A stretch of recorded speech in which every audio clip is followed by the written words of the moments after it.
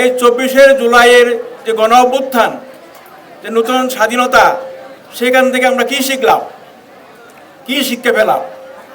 আপনারা দেখেন, এই 24 গণ অভ্যুত্থানের পর বাংলাদেশের যিনি ফ্যাসিস্ট ছিলেন, যিনি দানব ছিলেন, যাকে আমরা স্বৈরাচার হাসিনা বলি, সেই দানব পালিয়েছেন।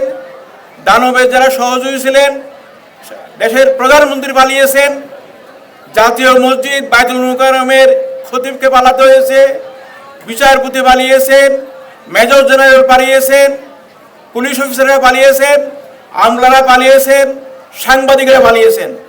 কারা পালিয়েছেন? যারা হাসিনাকে দানব হওয়ার জন্য সহযোগিতা করছিল বিভিন্নভাবে। আজকে আমি সেই একই কথা উচ্চারণ করব।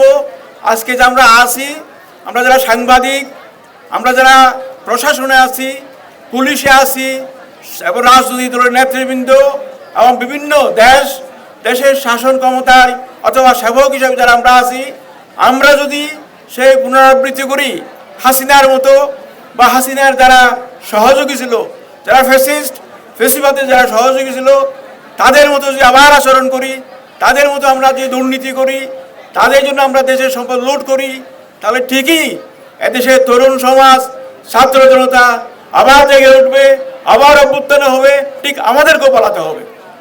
তবে মেহরবানি করে আমরা সবাই খেয়াল রাখবো যেন আমাদের পালাতে না হয়। আমরা এই যে বৈষম্যহীন একটা দেশ, বৈষম্যহীন সমাজ প্রতিষ্ঠার জন্য, শোষণমুক্ত একটা রাষ্ট্র পাওয়ার জন্য, জনকল্যাণমূলক একটা রাষ্ট্র পাওয়ার জন্য এত রক্ত দিলাম।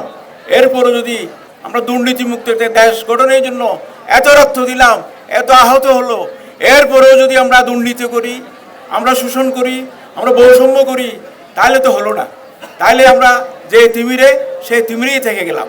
তো আমি আর কথা বাড়াবো না, সবার প্রতি অনুরোধ করব এবং কক্সবাজার প্রেস ক্লাবের পক্ষ থেকে আপনাদের সবাইকে অভিনন্দন জানিয়ে, শুভেচ্ছা জানিয়ে বিদায় নিচ্ছি। আসসালামু আলাইকুম।